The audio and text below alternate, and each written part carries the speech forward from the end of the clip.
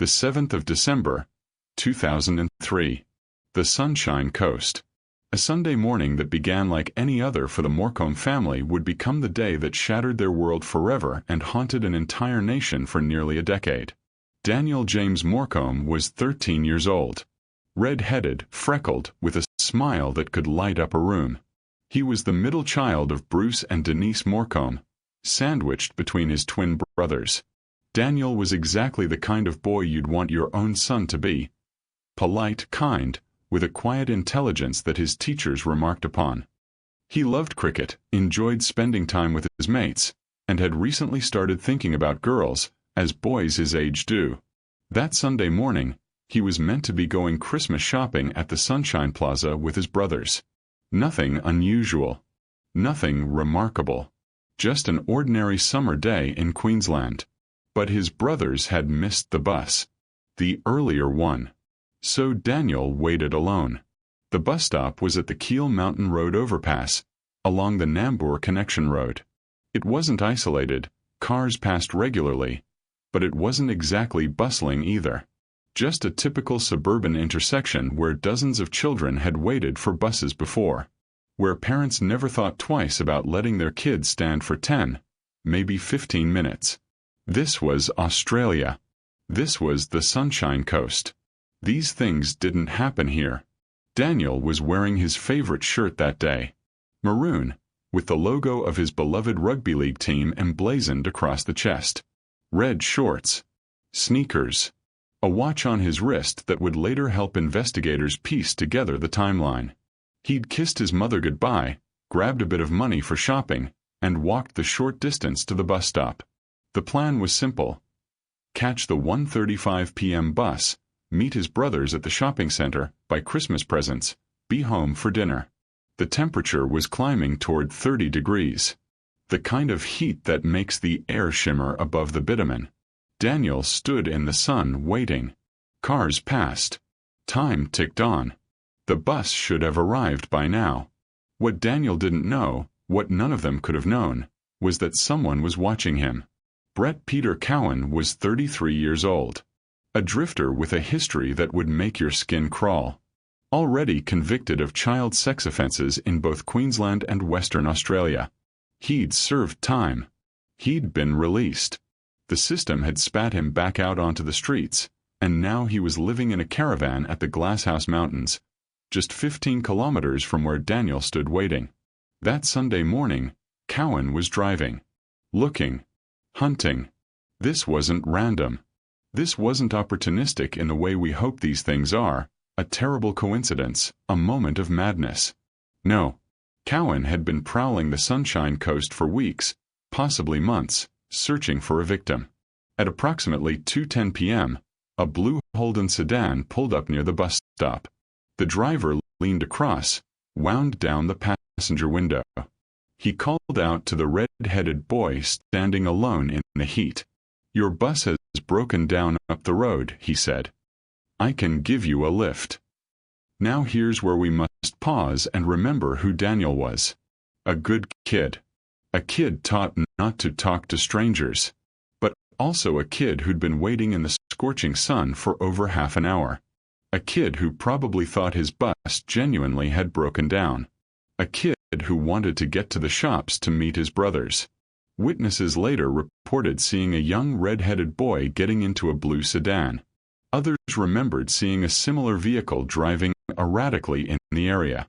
But in the moment, no one thought to intervene. No one thought this was goodbye. Daniel Morcombe climbed into Brett Cowan's car. The vehicle pulled away from the curb, merged into traffic, and disappeared down the Bruce Highway heading north. Within minutes, they'd left the suburban safety of the Sunshine Coast behind, heading toward the Glasshouse Mountains, toward isolated bushland where no one would hear a child scream. By 3 p.m., Bruce and Denise Morcombe began to worry. Daniel hadn't arrived at the shopping center. His brothers were waiting. They tried calling, no answer. This wasn't like Daniel. He was responsible. Reliable. Something was wrong. By 4 p.m., they'd contacted police. By nightfall, A search was underway. By morning, Daniel's face was on every television screen in Queensland. His maroon rugby league shirt, his red hair, his gentle smile. "Have you seen this boy?" But Daniel Morcombe was already dead. The first 48 hours of any missing person investigation are critical. Everyone knows this. The police know it. The family knows it. The media knows it. But what happens when 48 hours becomes 48 days? 48 months? What happens when a case goes cold, when leads dry up, when hope begins to feel like cruelty? The investigation into Daniel Morcombe's disappearance became one of the largest and most expensive in Queensland police history. Over 8 years, it would consume more than $7 million, involve hundreds of officers, and generate over 14,000 pieces of information. But for the longest time, it led absolutely nowhere. Detective Senior Sergeant Jim Beattie was appointed as the lead investigator.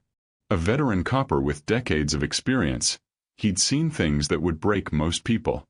But this one got under his skin. Maybe it was Daniel's age. Maybe it was the parents' unwavering determination. Maybe it was the growing certainty that this boy hadn't simply wandered off or run away. Daniel Morcombe had been taken. And whoever took him had been careful. The initial investigation followed standard procedure. Search parties combed the bushland surrounding the bus stop. Police divers checked waterways. Volunteers distributed flyers across the state. The Sunshine Coast community rallied. Thousands of people turned out to search, to help, to simply do something in the face of such helplessness. But Queensland is vast. The bushland is dense. And without a body, without evidence, without witnesses who could provide anything more than vague descriptions of blue sedans and red-headed boys, the investigation began to stall. Then came the false leads. The psychics claiming they knew where Daniel was buried. The attention-seekers phoning in confessions. The well-meaning but mistaken sightings from Perth to Cairns. Each one had to be followed up. Each one consumed resources. Each one sent Bruce and Denise Morcombe on an emotional roller coaster between hope and despair. But there was one lead that kept surfacing. One name that appeared in the files again and again, like a ghost that wouldn't be exorcised. Brett Peter Cowan. 2 weeks after Daniel's disappearance, police received information that Cowan had been seen near the abduction site on the day Daniel vanished. He was brought in for questioning. Twice. He denied everything. Said he was nowhere near Keel Mountain Road that Sunday. Said he didn't know anything about any missing boy. His story was consistent. His demeanor was calm. And without physical evidence linking him to Daniel, police had to let him go. This is the thing about predators like Cowan: they learn. They adapt. Cowan had been through the system before. He'd been interviewed by police before. He knew how to present himself as cooperative while revealing nothing. He understood that without a body, without witnesses, without forensic evidence, he was untouchable. For 6 years, the investigation ground forward at an agonizing pace. Officers followed up every lead, re-interviewed witnesses, searched the same areas multiple times. Bruce and Denise Morcombe became the public face of the case, conducting media interviews, organizing appeals, never allowing their son's disappearance to fade from public consciousness. They established the Daniel Morcombe Foundation, advocating for child safety, educating parents and children about the dangers that lurk in ordinary places. But privately, the not knowing was destroying them. The absence of closure. The empty bedroom. The birthday cakes with candles that would never be blown out. And Brett Cowan? He moved on. Literally. Left Queensland. Headed to Western Australia. Then to Victoria. Got odd jobs. Lived in caravans and cheap rentals. Blended in. Just another unremarkable bloke in his 30s. Working construction, keeping to himself. To his neighbors, to his employers, he was quiet but harmless. No one suspected that he was carrying the weight of a dead child in his conscience, if such a thing existed in whatever passed for his soul. But back in Queensland, the investigation team never stopped looking at him, never stopped building their case. By 2010, advances in forensic technology and a fresh review of the evidence had brought Cowan back into sharp focus. Phone records placed him in the area on the day of the abduction. Witness statements, when cross-referenced and re-examined, became more compelling. The pieces were starting to fit together. But proving Cowan's involvement and proving it beyond reasonable doubt were two very different things. That's when Detective Superintendent Peter Hogan made a decision that would change everything. If traditional investigative methods couldn't break Cowan, then they needed to try something different. Something controversial. Something that had never been attempted on this scale in Queensland before. They would create an entire criminal organization from scratch, populate it with undercover police officers. And slowly, methodically, over the course of months, they would draw Brett Peter Cowan into their world. Make him trust them. Make him feel safe. Make him believe he'd found a criminal family who would protect him, who wouldn't judge him, who would help him escape his past. And then, when his guard was completely down, they would get him to confess to murder. Operation Tango Weave was born, and it would become one of the most elaborate covert operations in Australian criminal history. August 2011. Brett Peter Cowan was living in Perth, working casual jobs, keeping his head down. He had no idea that his entire world was about to be carefully, deliberately reconstructed around him by people who wanted nothing more than to see him spend the rest of his life behind bars. The operation began with a chance encounter. Or at least, that's what Cowan believed. A bloke named Arnold approached him at work. Friendly. Easygoing. They got talking. Grabbed a beer. Arnold mentioned he had connections. The kind that could help a man out if he needed money, no questions asked. For someone like Cowan, perpetually broke, perpetually on the margins, this was exactly the kind of opportunity he'd been waiting for. What Cowan didn't know was that Arnold was Detective Sergeant Jody Dunn, an undercover operative with Queensland Police. Every word, every gesture, every beer they shared was part of a meticulously planned script designed to gain his trust. Over the following months, Arnold introduced Cowan to other members of the organization. There was Joe, the boss, a hard man with criminal connections across Australia. There were runners, enforcers, moneymen, all of them undercover police officers, all of them playing their roles with absolute conviction. They gave Cowan small jobs at first, delivering packages, picking up envelopes, easy work for decent money. They made him feel valued, important, like he finally belonged somewhere. The operation cost hundreds of thousands of dollars. Officers maintained their cover identities 24 hours a day. They created fake businesses, fake criminal enterprises, fake relationships. They monitored Cowan's every move, his every conversation. They studied his psychology, his vulnerabilities, his desperate need for acceptance and belonging. And slowly, they built a cage around him made of trust and manufactured friendship. By early 2012, Cowan was fully integrated into the organization. He'd participated in staged drug deals, witnessed fake criminal activities, been present at meetings where serious crimes were discussed. In his mind, he was part of something real, something powerful. These men had his back. They wouldn't betray him. Then came the pivot. Joe, the boss, sat Cowan down for a serious conversation. There was a problem, Joe explained. A legitimate business opportunity.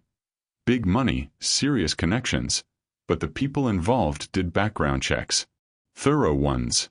If there was anything in Cowan's past that could come back to haunt them, anything at all, now was the time to come clean.